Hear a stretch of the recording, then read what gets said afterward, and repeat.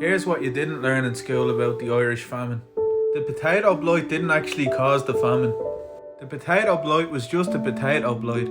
The famine was partly caused by England's economic principle of non-intervention in Irish affairs. England could have stopped the potato blight if they wanted to, but they didn't want to get involved in any potato-related drama that didn't concern them. England justified their stance of non-interference by comparing Ireland to a glass of water that's spilt on a carpet. They said leave it alone and eventually it'll dry itself. And even if it doesn't, it's not our carpet. Ireland probably would have recovered from the potato blight if it hadn't been deindustrialised already.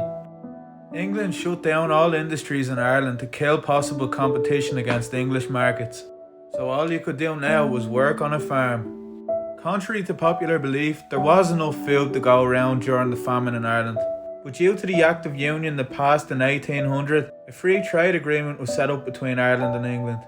These two countries were now a sole entity called the United Kingdom of Britain and Ireland.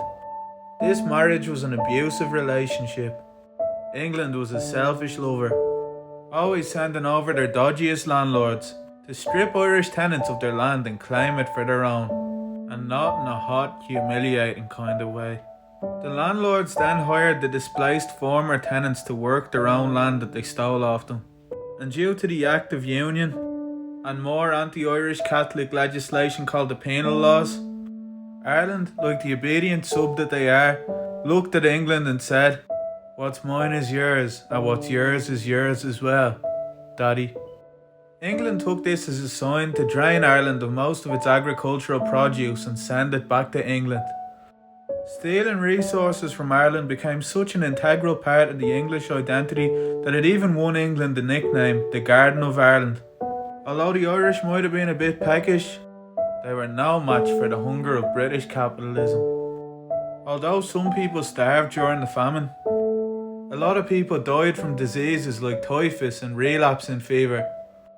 Relapsing fever was a bit like disco fever, except instead of dancing, after about 2 weeks it usually kills you from heart failure. These diseases came about by the social conditions the famine created. Overcrowding and squalid living environments allowed the disease to flourish. It was transmitted from person to person through head lice. To anyone who's watching this from England, I love you, and I'm not mad. It's not your fault. But know your history. Just because you weren't there, doesn't mean you won't be again. Namaste.